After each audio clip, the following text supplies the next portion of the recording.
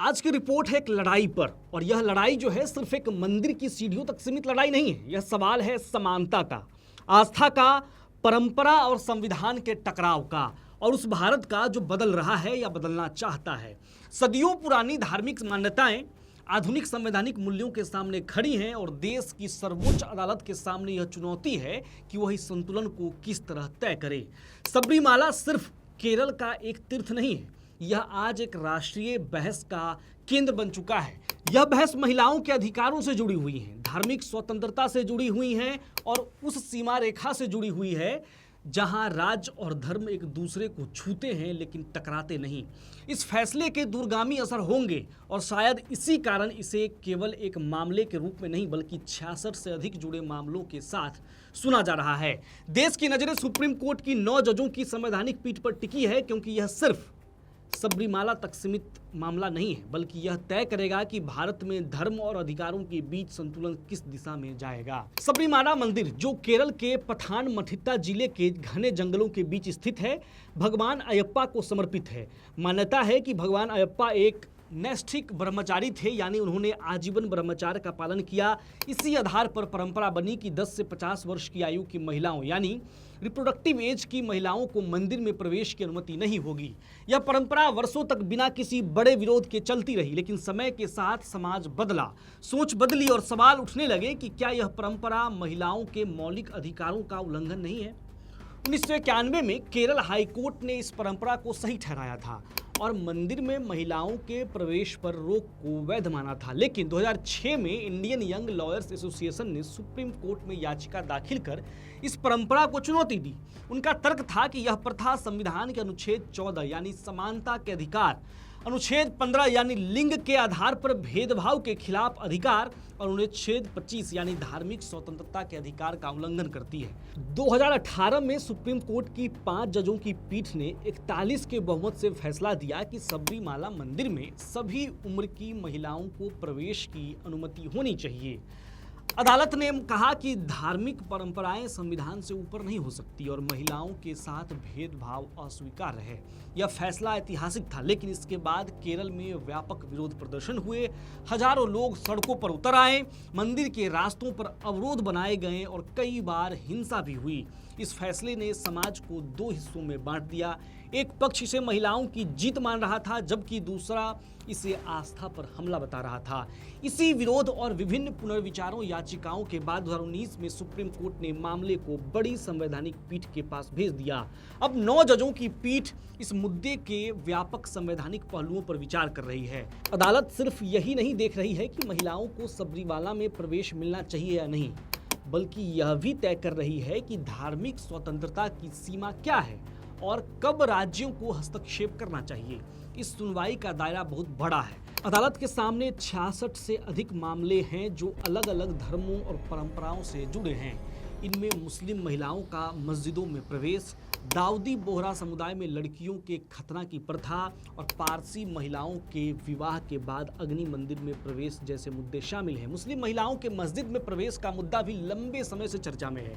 भारत के कई हिस्सों में महिलाओं को मस्जिद में नमाज पढ़ने की अनुमति नहीं होती है, जबकि इस्लाम के मूल ग्रंथों में ऐसा कोई स्पष्ट प्रतिबंध नहीं है। कुछ याचिकाकर्ताओं का कहना है कि यह प्रथा भी लैंगिक भेदभाव का उदाहरण है और इसे समाप्त किया जाना चाहिए। दाऊदी बोहरा समुदाय में प्रचलित महिला खतना, जिसे खब्ज भी कहा जाता है, एक विवादास्पद प्रथा है।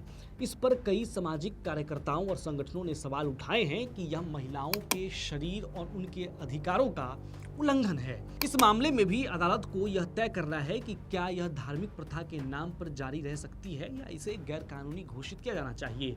पारसी समुदाय में भी एक महत्वपूर्ण सवाल उठा। परंपरा के अनुसार अगर कोई पारसी महिला किसी दूसरे धर्म के व्यक्ति से विवाह करती है तो उसे अग्नि मंदिर में प्रवेश की अनुमति नहीं होती है। यह नियम भी समानता और धार्मिक अधिकारों के संदर्भ में चुनौती के दायरे में है। इन सभी मामलों का केंद्र एक ही है, क्या धार्मिक प्रथाएं मौलिक अधिकारों से ऊपर हो सकती हैं? संविधान का अनुच्छेद 25 सभी नागरिकों को अपने धर्म का पालन करने की स्वतंत्रता देता है, लेकिन यह स्वतंत्रता सार्वजनिक व्यवस्था, नैतिकता और स्वास्थ्य के अधीन है। इसका मतलब यह है कि अगर कोई धार्मिक प्रथा इन मूल्यों के खिलाफ जाती है तो उसे चुनौती दी जा सकती है। सुप्रीम कोर्ट पहले भी कई बार इस तरह के मामलों में हस्तक्षेप कर चुका है। 3 तलाक के मामले में अदालत ने इसे असंवैधानिक घोषित किया था।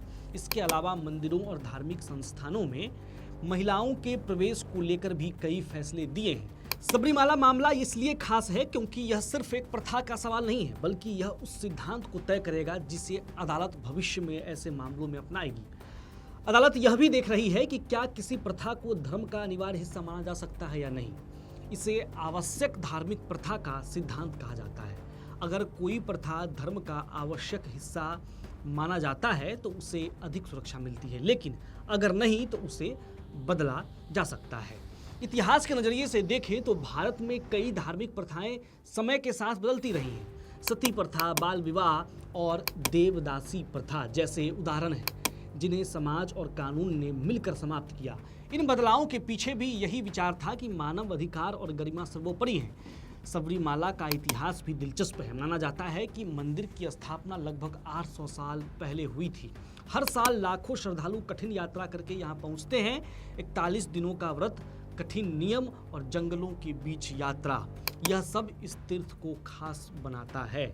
लेकिन अब यह धार्मिक स्थल एक संवैधानिक बहस का केंद्र बन चुका है। आंकड़ों के अनुसार 2018 के फैसले के बाद भी बहुत कम महिलाएं वास्तव में मंदिर में प्रवेश कर पाई हैं, क्योंकि विरोध बहुत ज़्यादा तीव्र था। राज्य सरकार को सुरक्षा के कड़े इंतजाम करने पड़े और कई बार महिलाओं को पुलिस सुरक्षा में मंदिर तक ले जाया गया। अब सबकी नज़रें सुप्रीम कोर्ट के फैसले पर है। अगर अदालत महिलाओं के प्रवेश के पक्ष में फैसला देती है और इसे व्यापक सिद्धांत के रूप में लागू करती है तो इसका असर देश के कई धार्मिक संस्थानों पर पड़ सकता है। वहीं अगर अदालत धार्मिक स्वतंत्रता को प्राथमिकता देती है तो यह परंपराओं को मजबूत कर सकता है। यह फैसला सिर्फ कानून का नहीं बल्कि समाज के दिशा का भी संकेत होगा। यह बताएगा कि भारत परंपरा और आधुनिकता के बीच किस रास्ते को चुनता है। क्या हम समानता और अधिकारों को प्राथमिकता देंगे या आस्था और परंपरा को उसी रूप में बनाए रखेंगे। आने वाले समय में यह फैसला एक मिसाल बनेगा और शायद आने वाली पीढ़ियां इसे उस मोड़ के रूप में देखेंगी जहां भारत ने अपने संवैधानिक मूल्यों को नए सिरे से परिभाषित किया है। आप सबरीमाला के मामले में क्या सोचते हैं? मंदिरों में महिलाओं के प्रवेश को लेकर क्या सोचते हैं? मस्जिदों में महिलाओं के प्रवेश को लेकर क्या सोचते हैं? और अग्नि मंदिर में महिलाओं के प्रवेश को लेकर क्या सोचते हैं? धार्मिक संस्थानों में महिलाओं के प्रवेश जैसे मसलों पर आपकी क्या राय है? अपनी राय कमेंट बॉक्स में लिखिए। चैनल को सब्सक्राइब कीजिए और देखते रहिए विट्टी चोखा।